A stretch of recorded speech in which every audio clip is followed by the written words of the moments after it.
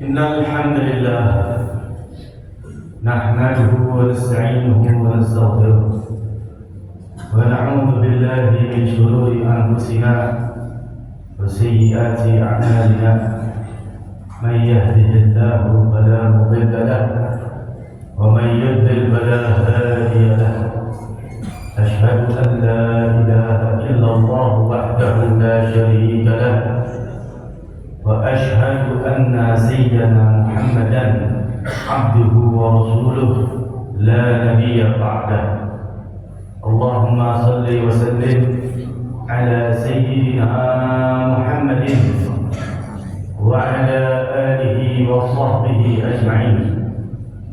قال الله تعالى في كتابه الكريم: يا أيها الذين آمنوا اتقوا الله حق تقاته ولا تموتن إلا وأنتم مسلمون.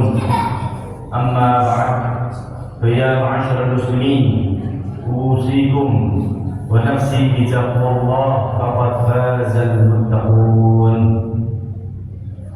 Hadirin jamaah sidang Jumat yang dirahmati oleh Allah Ta'ala, alhamdulillah, puja dan puji syukur kita haturkan kepada Allah yang masih memberikan kita nikmatul iman, Islam, sehat wal afiyah, sehingga pada siang hari ini kita masih bisa melaksanakan ibadah salat Jumat. Salawat dan salam tak lupa kepada baginda kita Nabi Muhammad sallallahu alaihi wasallam beserta keluarganya dan para sahabatnya. Semoga kita semua mendapatkan syafaat di yaumil qiyamah. Berdirinya khatib di sini mewasiatkan kepada diri sendiri dan juga kepada jamaah sekalian, marilah sama-sama kita tingkatkan iman dan takwa kita kepada Allah Subhanahu wa taala dengan menjalankan segala perintahnya dan menjauhi segala larangan-larangannya. Semoga kita semua digolongkan termasuk orang-orang yang muttaqin, orang-orang yang bertakwa di jalan Allah Subhanahu wa taala. Amin ya rabbal alamin. Ma'asyiral muslimin yang dirahmati oleh Allah Ta'ala, definisi takwa atau pengertian daripada takwa menurut Al-Imam Ali bin Abi Thalib radhiyallahu anhu yaitu al-khauf bil jalil wal amal bil tanzil wal qana'ah bil qalil wal isti'dad bi yaumir rahil. Definisi takwa menurut Imam Ali bin Abi Thalib, yang pertama adalah al-khauf bil jalil, mempunyai rasa takut kepada Allah Subhanahu wa taala. Takut di mana saja kita berada, baik itu di rumah kita ataupun di kantor atau di segala macam tempat. Kita merasa Allah Subhanahu wa taala senantiasa mengamati dan mengawasi tingkah laku kita, karena Allah adalah Zat yang Maha Melihat lagi Maha Mendengar. Dan ketika seorang hamba takut kepada Allah Subhanahu wa taala, pasti dia akan senantiasa mendekatkan dirinya kepada Allah dengan berbagai macam amalan, baik itu amalan-amalan yang wajib ataupun amalan-amalan yang sunnah. Berbeda ketika seseorang takut dengan makhluknya Allah. Ketika seseorang takut dengan makhluknya Allah, biasanya orang tersebut akan menghindar dan menjauh dari makhluk Allah tersebut. Salah satu contoh seorang yang takwa dan takut kepada Allah Subhanahu wa taala yaitu Sayyidina Umar bin Khattab radhiyallahu taala. Bahkan Nabi Muhammad SAW beliau pernah bersabda, seandainya Sayyidina Umar jalan di satu jalan atau jalan di satu gang, pasti setan akan melewati jalan yang lain. Kenapa?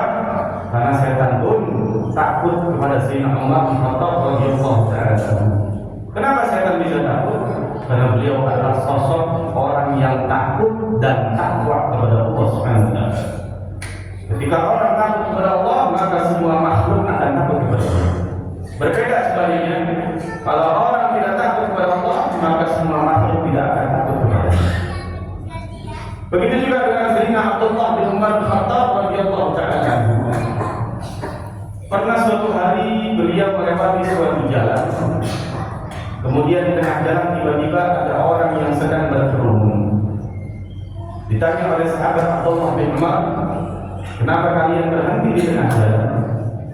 Kemudian orang-orang tersebut berkata, di tengah jalan ada singa wahai sahabat Abdullah bin Umar. Maka sahabat Abdullah bin Umar mendatangi singa tersebut dan dipegang kupingnya, kemudian disingkirkan di pinggir jalan. Orang-orang heran dengan tingkah lakunya beliau. Maka beliau mengatakan, ketika seorang hamba takut kepada Allah Subhanahu wa Ta'ala, maka tidak ada satu makhluk pun yang bisa menguasainya. Kemudian yang kedua, takwa menurut Imam Ali, yaitu al-amal bitanzil, mengamalkan kandungan yang ada di dalam Al-Quran. Tidak usah yang berat-berat.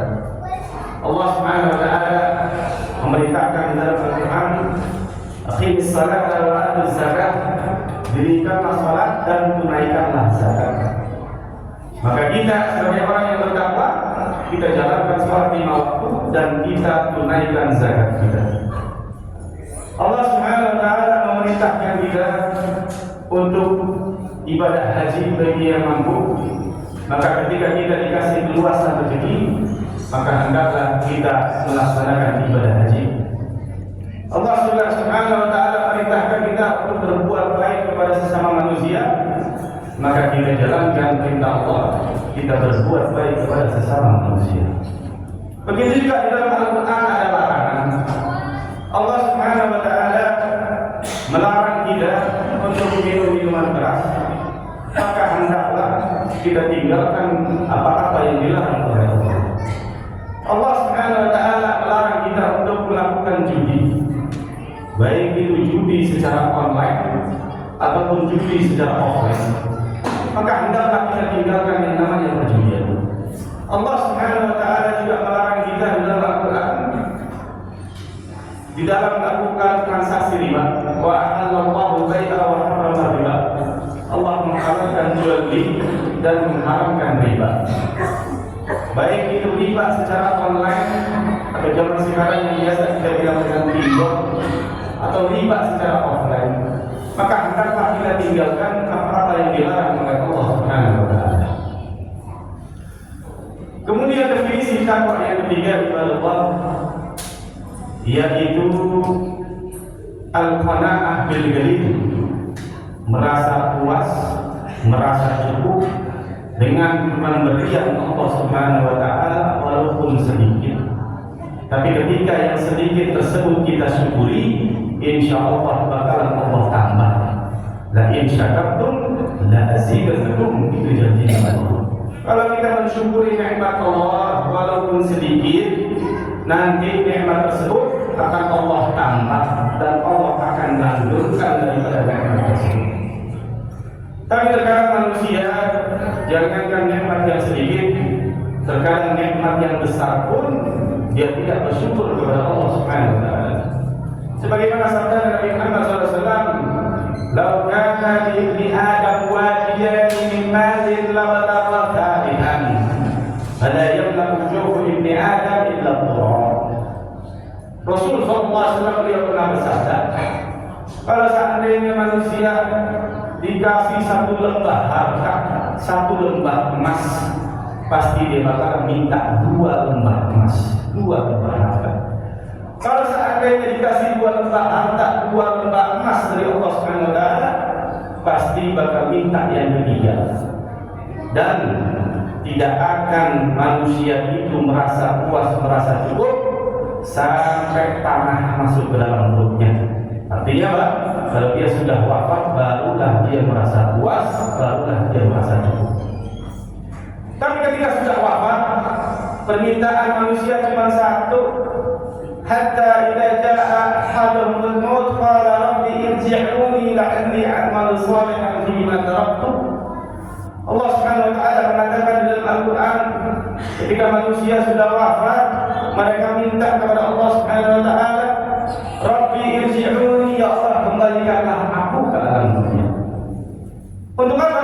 La'alli a'mal salihan, supaya aku bisa berbuat amal baik, supaya aku bisa melaksanakan salat, supaya aku bisa sedekah, supaya bisa bayar zakat, supaya bisa pergi haji dan yang lain-lainnya. Fima ta'abdu, yang dulu pernah aku tinggalkan ketika aku di dunia. Kalla, Allah Subhanahu wa taala, tidak mungkin. Innaha kalimatun huwa qailuha, itu hanya semata-mata ucapan mereka. Ketika seseorang sudah wafat, mustahil dia bisa balik ke alam dunia lagi. Oleh karena itu, Allah, mumpung kita masih di alam dunia, kita berbanyak amal saleh kita, berbanyak ibadah kita, untuk nanti bekal di akhirat. Dan yang terakhir, Allah, definisi takwa menurut Imam Ali al-Ista'dad di yaumil akhir, berbekal untuk hari kepergian kita. Dan sebaik-baiknya bekal kata Allah Subhanahu wa taala, tazawwadu fa inna khairaz zadi taqwa. Sebaik-baik bekal kata Allah Subhanahu wa taala adalah takwa. Itulah modal kita nanti kembali kepada Allah Subhanahu wa taala. Oleh karena itu, ibadah Allah, mumpung kita dikasih sehat afiat, panjang umur dan keadaan sehat, mudah-mudahan kita semua bisa menggunakan umur tersebut dengan sebaik-baiknya. Inna ahsanal kalam kalamullah al-malikil a'lam. Allah Subhanahu wa ta'ala yaqulu bi qawliyatin lil muttaqin wa idza quriya al-Qur'an fastami'u lahu wa ansitu la'allakum turhamun. A'udzu billahi minasy syaithanir rajim. Bismillahirrahmanirrahim. Wal 'ashr innal insana lafi khusr illa alladhina amanu wa 'amilus shalihat wa tawassaw bil haqqi wa tawassaw bis sabr. Barakallahu wa lakum bil Qur'anil 'azim wa nafa'ani wa iyyakum ma fihi min al-ayatil hakim. تقبل مني ومنكم تلاوته انه هو الغفور الرحيم. اللهم صل على سيدنا محمد وعلى ال سيدنا محمد.